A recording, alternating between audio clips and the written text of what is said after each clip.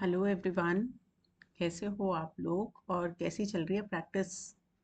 I hope अच्छी चल रही होगी। लास्ट वीडियो में हमने जितने भी क्वेश्चंस किए थे और जो थ्योरम्स की थी वो बेस्ड थी जब दो लाइंस एक दूसरे को इंटरसेक्ट करती हैं, काइंड ऑफ एक्स वाली सिचुएशन। ठीक है, एक्स प्रॉपर भी बन सकता है और थोड़ा सा मल्टीप्लिकेशन टेढ़ा मेढ़ा वाला, मतलब दो इंटरसेक्टिंग लाइन से रिलेटेड ही था जो भी हमने पिछले वीडियो में किया। तो आज का जो हमारा टॉपिक है वो है parallel lines and transversal. It means parallel lines क्या होती हैं आपको पता है ना। पैरेलल लाइंस जैसे ही आप मेरी स्क्रीन पे देख रहे हो, ये सारी पैरेलल लाइंस हैं। ये पैरेलल, ये देखो आपको लाइंस ड्रॉ दिख रही हैं। ये लाइंस जिनके बीच का डिस्टेंस सेम रह रहा है।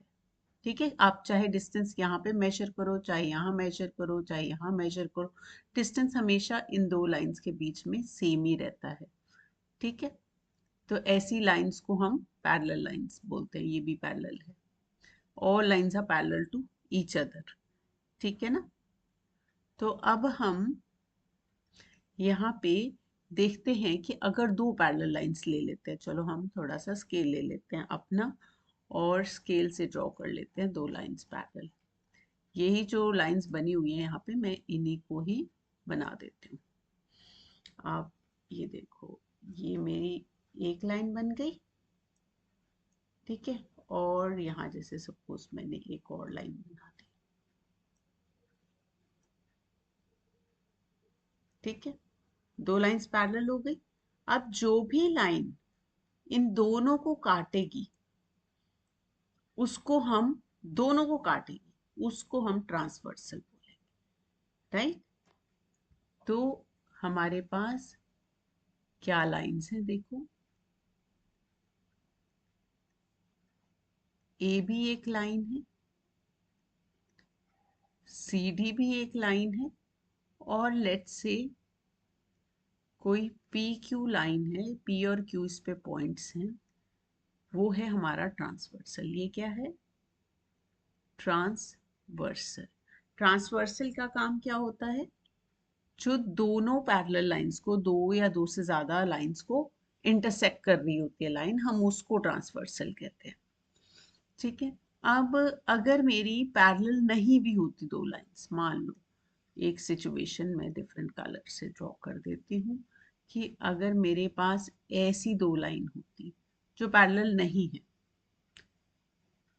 उस केस में भी ये जो लाइन है इसको हम ट्रांसवर्सल ही कहते हैं। ठीक है, ये दो नॉन पैरेलल लाइंस को भी जो लाइन इंटरसेक्ट कर रही है वो भी ट्रांसवर्सल, जो पैरेलल लाइंस को इंटरसेक्ट कर रही है वो भी ट्रांसवर्सल। तो समझ आ गया ट्रांसवर्सल क्या चीज है? ट्रांसवर्सल वो लाइन है जो दो या दो से ज्यादा लाइंस को इंटरसेक्ट करती हुई पास करती है। ठीक है, अब जब ट्रांसवर्सल होता है और लाइंस होती है हमारे पास, तो उस केस में हमारे पास कुछ एंगल्स बनते हैं। ये ये ये आपने सेवन्थ में पढ़ा होगा, राइट। तो मान लो इसको वन बोला, इसको टू बोला, इसको थ्री, ये फोर, ये फाइव, ये सिक्स, ये सेवन, ये एट। ऐसे ही आपके पास यहाँ पे भी बने सारे एंगल्स। ठीक है, हम यहाँ पे one, two, three, four, five, six, seven, eight, सारे एंगल्स बन गए हमारे पास यहाँ भी।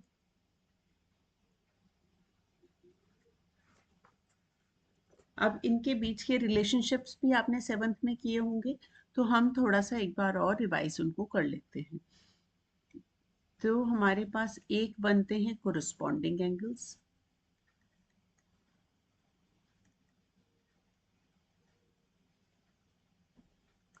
कोरिस्पॉन्डिंग एंगल्स कौन से होते हैं हमारे? Two and seven. देखते हैं यहाँ पे पेयर क्या बन रहा है। टू एंड सेवन,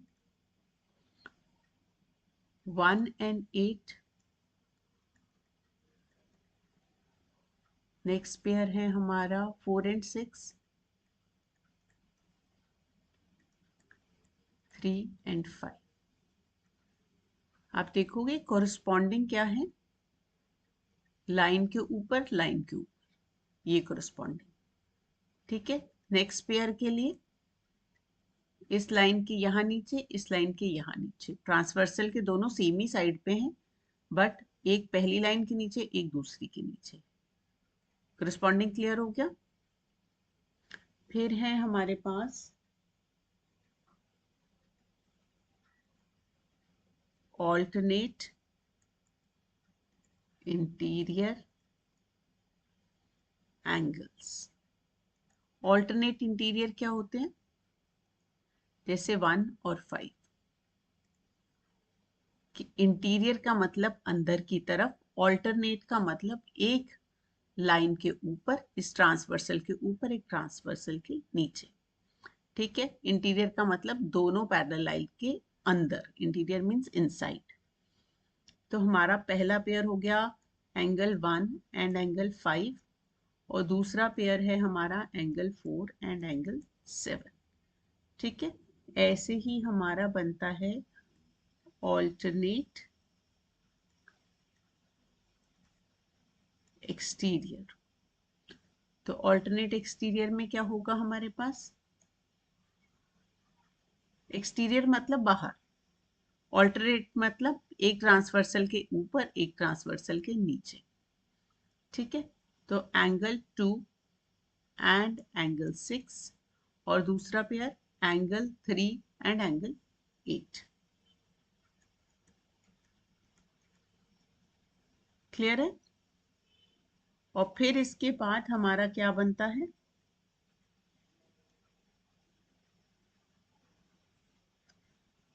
को इंटीरियर एंगल बोलते हैं हम इनको, या सेम साइड इंटीरियर एंगल। को इंटीरियर और सेम साइड इंटीरियर। ठीक है, को इंटीरियर मतलब एक या सेम साइड, आपको समझ आ गया होगा, अंदर की तरफ और एक ही साइड। तो ये पेयर हुआ मेरा एंगल 1 एंड एंगल 7 का, और दूसरा हुआ एंगल 4 एंड एंगल 5 का।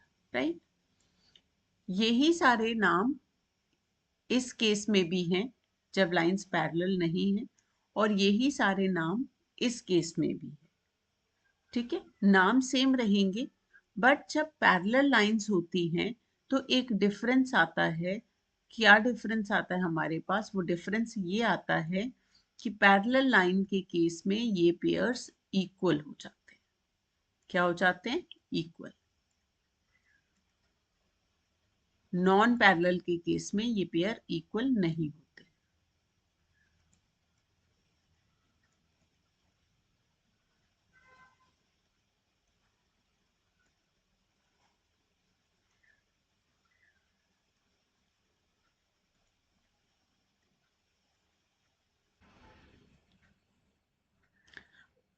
अब जो ये corresponding एंगल्स ऑल्टरनेट इंटीरियर और ऑल्टरनेट एक्सटीरियर एंगल पेयर्स होते हैं, इन सब ये सारे पेयर्स एक दूसरे के इक्वल होते हैं।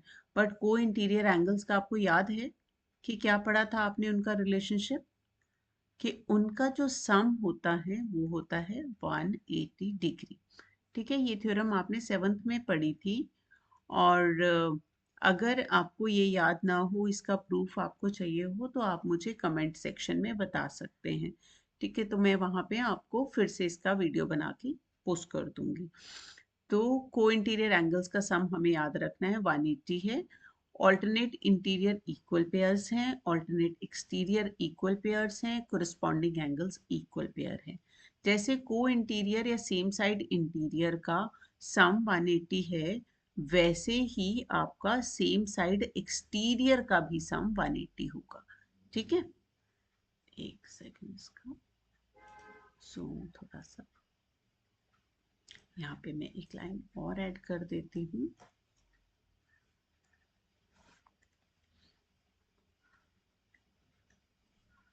सेम साइड एक्सटीरियर, या फिर आप उसको बोलोगे को एक्सटीरियर एंगल्स। तो सेम साइड एक्सटीरियर, एक्सटीरियर मतलब बाहर वाले, 2 एंड 8, 2 प्लस 8 होगा, वो भी 180 होगा, ठीक है। एंड 3 एंड 6 भी आपका इनका इस पेयर का सम 180 होगा। ये थ्योरम 7th की है, इसलिए मैं यहाँ एक्सप्लेन नहीं कर रही हूँ, पर किसी को भी जानने की इच्छा है इसका प्रूफ कैसे होगा तो आप मुझे कमेंट सेक्शन में लिखना, ठीक है। तो अब हम चलते हैं अपने नेक्स्ट टॉपिक पे, और नेक्स्ट टॉपिक के लिए हम जाएंगे अपनी बुक पे, ओके। नेक्स्ट कॉन्सेप्ट है आपका parallel lines to the same line, और lines parallel to the same line. अब देखो यहाँ पे ऑब्जर्व करो, हमने अभी तक ये दो लाइंस और एक ट्रांसवर्सल वाला केस पढ़ा था ना, ठीक है। और हमने ये भी पढ़ा था कि अगर दो लाइंस पैरेलल हैं तो एंगल 1 और एंगल 2 इक्वल होंगे, क्योंकि ये कोरिस्पॉन्डिंग एंगल्स हैं, ठीक है। अब मैंने जो एम लाइन थी, अगर इसके पैरेलल एक लाइन बना दी जो कि एन है, स्मॉल लेटर एन से रिप्रेजेंट किया है हमने, तो हमारा 2 और 3 भी कोरिस्पॉन्डिंग है। हमने कहा एंगल 1 है वो 2 के इक्वल है, क्योंकि ये कोरिस्पॉन्डिंग है। अब 2 3 के इक्वल है, 2 3 के इक्वल हो गया ना, क्योंकि एम और एन भी पैरेलल लाइन से, ये भी कोरिस्पॉन्डिंग एंगल्स है। अब जो 1 है वो 2 के भी इक्वल है, 1 2 है वो 3 के इक्वल है। तो क्या हम इससे कंक्लूड कर सकते हैं कि जो 1 है वो 3 के इक्वल आ गया? अगर 1 और 3 इक्वल है, इट मीन्स ये लाइन भी पैरेलल है, ठीक है। तो इस ये बन जाती है हमारी थ्योरम। क्या बनी है हमारी थ्योरम?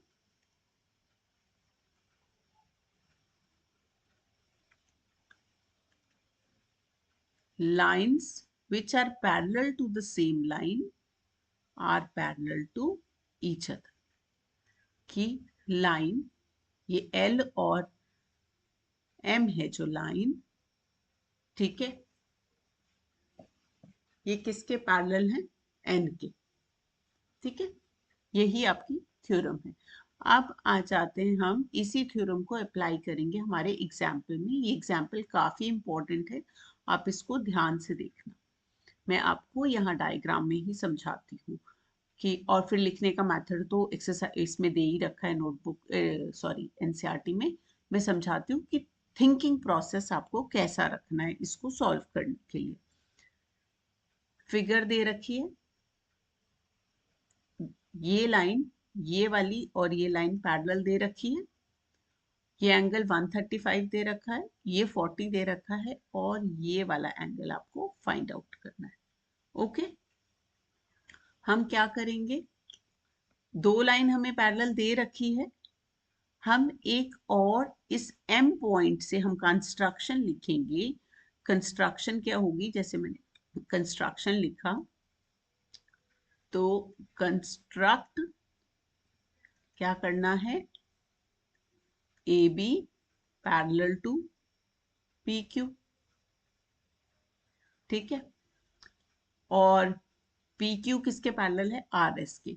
जब हम मिडल में कंस्ट्रक्ट करते हैं ना, तो हम अपनी अंडरस्टैंडिंग के लिए ऐसे लिखते हैं, P Q parallel to A B parallel to R S, ठीक है। यहाँ जगह थोड़ी सी कम है तो कोई ना, आप यहाँ पे देख लेना, construct draw a line A B parallel to line P Q. यहाँ पे देखो आप ऐसे लिखे ना, draw a line A B parallel to line P Q through point M as shown in figure। now AB is parallel to PQ, PQ parallel to RS। इतना बड़ा लिखना है, इतना बड़ा लिखो, नहीं तो छोटा, यहाँ बड़ी जगह में मैं एक बार लिख के आपको बता देती हूँ, रुको। यहाँ लिखा मैंने, कंस्ट्रक्शन लिखा, कंस्ट्रक्ट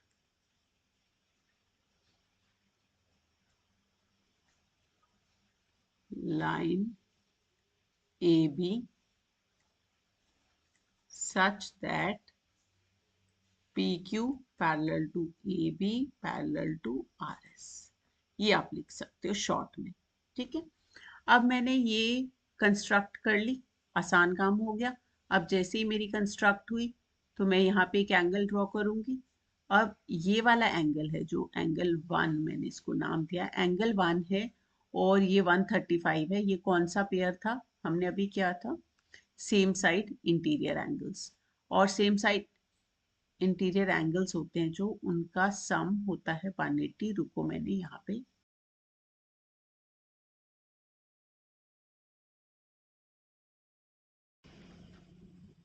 आपके लिए ड्रॉ करके रखा है और मैं व्हाइट बोर्ड पे आपको एक्सप्लेन करती हूँ।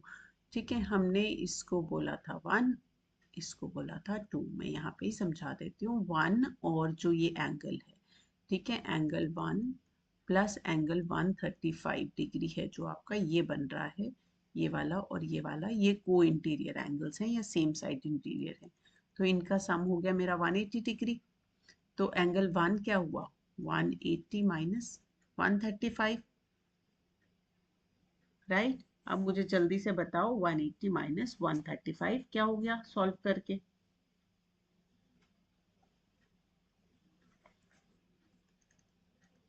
45 डिग्री। ऐसे ही जो ये है, ये वाला एंगल, ये ले लेते हैं, ये वाला जो एंगल है 40 डिग्री वाला, और जो एंगल 2 है, ये लाइंस के एक इस तरफ है, एक इस तरफ है, ऊपर नीचे है, और दो पैरेलल लाइन ए बी और आर एस के अंदर की तरफ है। तो हम इस पेयर को क्या बोलते हैं, को ऑल्टरनेट इंटीरियर एंगल्स। तो हमारा जो एंगल 2 है वो है हमारा एंगल, सॉरी एंगल साइन नहीं लगाएंगे, नंबर लिखेंगे हम यहाँ पे एम वाई आर, और angle 2 is equal to 40 degree. अब ये मेरे पास आ गया 40 डिग्री, ये मेरे पास आ गया 45 डिग्री, तो मुझे निकालना था ये पूरा, तो आ गया 85 degree.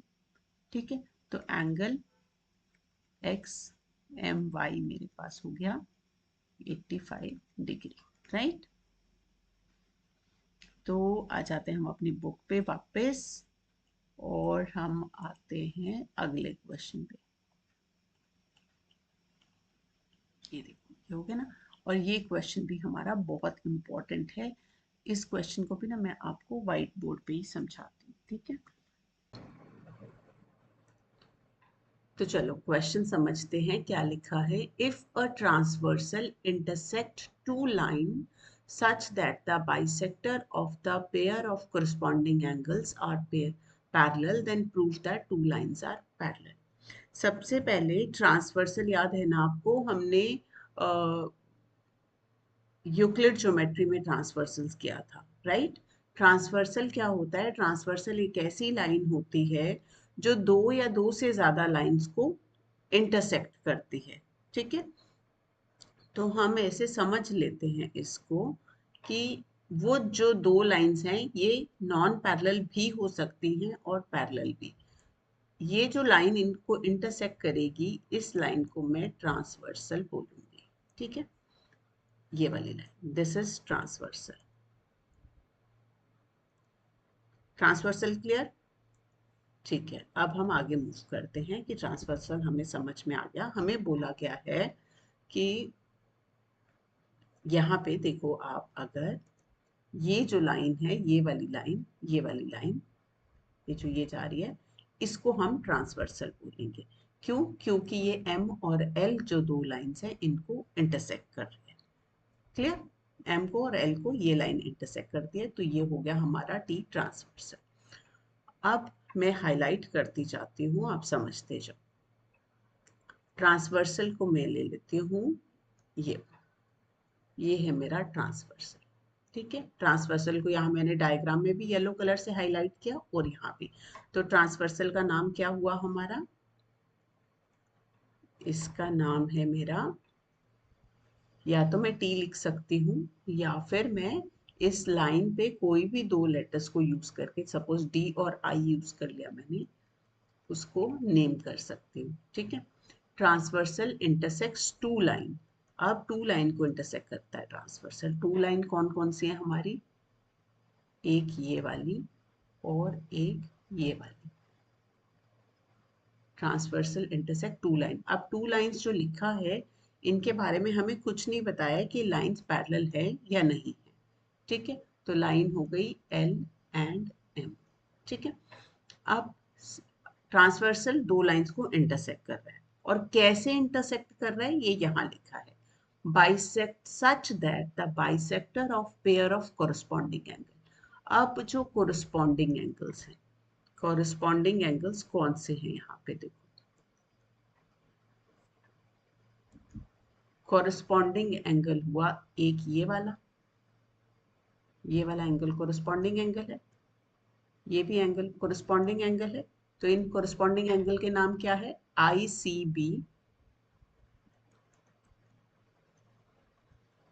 And C D F. और इनके बाइसेक्टर कौन हुए हमारे,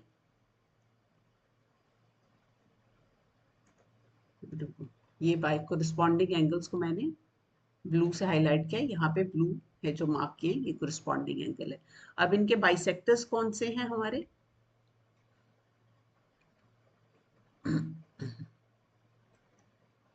बाइसेक्टर, ये है बाइसेक्टर, इस पूरे एंगल का बाइसेक्टर, ऐसी लाइन जो एंगल को दो इक्वल पार्ट में डिवाइड करती है, ये बाइसेक्टर, ये है बाइसेक्टर। ठीक है, बाइसेक्टर है सी से एच ये लाइन और D B, C H and आप डी बी बोल सकते, सॉरी बी नहीं जी, बी तो इस लाइन का पॉइंट है, C H and D G, ये बाइसेक्टर्स हैं। अब ये बोला गया है कि दीज बाइसेक्टर्स आर पैरेलल। कौन पैरेलल है, बाइसेक्टर। देखो बाइसेक्टर और पैरेलल दोनों को मैंने ग्रीन हाईलाइट किया है ताकि आपको याद रहे कि बाइसेक्टर पैरेलल है। ठीक है, और हमें प्रूफ क्या करना है, प्रूफ करना है हमें जो ये पिंक लाइंस हमारी थी ये पैरेलल। ठीक है, पिंक लाइन कौन सी थी हमारी, एल एंड एम। तो प्रूव हमें करना है कि एम और एल पैरेलल है, और गिवन क्या है हमें, गिवन है हमें कि बाइसेक्टर्स आर पैरेलल। अब क्योंकि हमें कॉरस्पॉन्डिंग एंगल का बाइसेक्टर बोला है ना, बाइसेक्टर का मतलब होता है इस पूरे एंगल को जो इक्वल पार्ट में डिवाइड करे। अगर मैं इनकी नेमिंग, इस कॉरस्पॉन्डिंग और इसकी नेमिंग 1 2 3 4 से करूंगी तो इट मीन्स एंगल 3 4 के इक्वल है और एंगल 1 2 के इक्वल हो जाएगा। ठीक है, क्या हो जाएगा, एंगल 3 और एंगल 4 इक्वल है और एंगल 1 एंड एंगल 2 इक्वल है। ठीक है, अब मुझे कैसे प्रूव करेंगे, हमें जो गिवन दिया होता है ना, हम वहां से चलते हैं, गिवन से चलेंगे और हम प्रूफ पे पहुंचेंगे। अब हमें क्योंकि बोला है सी एच और डी जी पैरेलल है, अगर सी एच ये लाइन पैरेलल है इसके, तो इस डायग्राम को मैं इजीली फिर से ड्रॉ करने की कोशिश करूं तो क्या बना मेरे पास, ये सी एच और डी जी को ही ड्रॉ कर रही हूं मैं। ठीक है, सी एच डी जी, ये दोनों पैरेलल हैं और ये मेरा ट्रांसवर्सल है। तो मेरा जो एंगल 2 है वो यहां बना और मेरा एंगल 4 यहां बना। अगर ये दोनों लाइंस मेरी पैरेलल हैं, ठीक है, सी एच और डी जी, तो मेरा 2 और 4 इक्वल होगा, तो एंगल 2 4 इक्वल है। सिमिलरली एंगल 1 है जो मेरा, वो यहाँ बन रहा है और 3 मेरा यहाँ बन रहा है, तो 1 और 3 भी इक्वल होंगे क्योंकि ये दोनों क्या हैं, कोरस्पॉन्डिंग। ठीक है, क्लियर हुआ। अब ये मेरी इंफॉर्मेशन बन गई, दो लाइन पैरेलल होने से 4 2 के इक्वल है और 3 1 के इक्वल है, because both of them are corresponding angle. अब मेरी दो इक्वेशंस आई, मैंने दोनों को एड अप कर दिया। एड अप क्यों किया मैंने, क्योंकि अगर मैं 1 और 2 का सम करती हूँ तो ये पूरा बड़ा एंगल बन जाता है मेरे पास, कोरिस्पॉन्डिंग एंगल।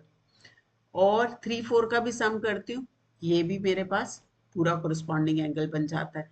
तो 1 + 2 का सम बन गया मेरा सी डी एफ, 3 4 का बन गया आई सी बी। तो ये एंगल, अगर ये और ये एंगल इक्वल आ जाते हैं तो किस केस में दोनों एंगल इक्वल होते हैं, जब हमारी एल और एम पैरेलल होती है। ठीक है, तो हमारा कंक्लूजन आ गया, line M is parallel to line L. तो हमने शुरू किया इस ग्रीन हाइलाइटेड लाइन को पैरेलल लेके और हमने प्रूफ कर दिया पिंक भी पैरेलल है। आई होप ये आपको क्लियर हो गया होगा।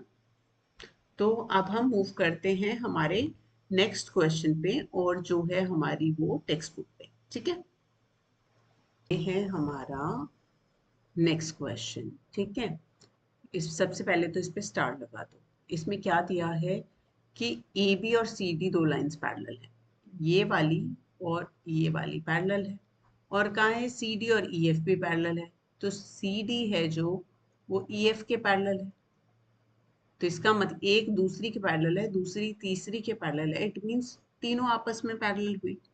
ठीक है, ये हमने यूक्लिड में किया था कि if a line is parallel to another line and this is parallel to this, it means first and the third is also parallel to each other. अब और कहाँ है हमें जो ये ई ए है ये 90 डिग्री है। ठीक है, ई ए क्या है 90 डिग्री, और ये वाला एंगल है हमें 55 दे रखा है। हमें क्या फाइंड आउट करना है, एक्स वाई जेड। अब सबसे पहले तो देखो यहाँ पे अगर ये और ये लाइन पैरेलल हुई तो y और 55 है, जो एंगल y और 55 है, ये क्या बना रहे हैं, को इंटीरियर एंगल्स, और हम कहेंगे सेम साइड इंटीरियर, अंदर की तरफ। तो इनका सम क्या होता है, जब भी लाइंस पैरेलल होती हैं तो को इंटीरियर एंगल्स का सम होता है 180। अब y प्लस 55 180 है, तो इमीडिएटली आप y को कैलकुलेट कर सकते हो। अब क्योंकि लाइंस पैरेलल है तो x और y कैसा पेयर है, कोरस्पॉन्डिंग एंगल्स का।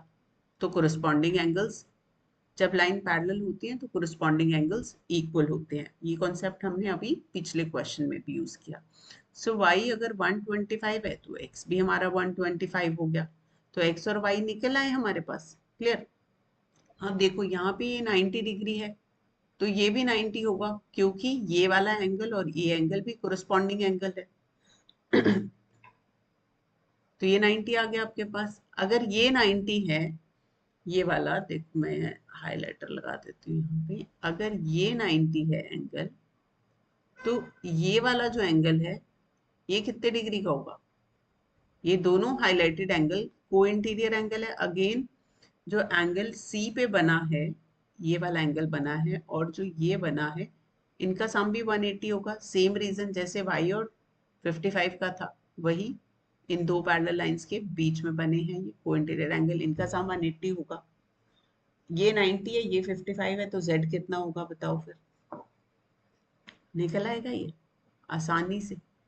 90 plus 55 plus z should be 180, और यहाँ से आपने z निकाल लिया 35 डिग्री। है ना इजी क्वेश्चन।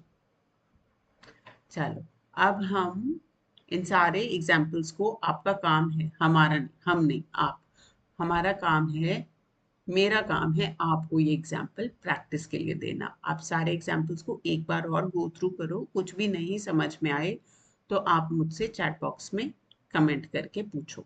ठीक है, जब आपके एग्जाम्पल हो जाएंगे उसके बाद ही आप एक्सरसाइज के क्वेश्चंस पे मूव करोगे। तो हो गया है गुड बाय का टाइम और प्रैक्टिस टाइम। ठीक है, आप प्रैक्टिस करो अच्छे से, और मिलते हैं नेक्स्ट वीडियो में नेक्स्ट एक्सरसाइज के साथ। Till then goodbye, take care.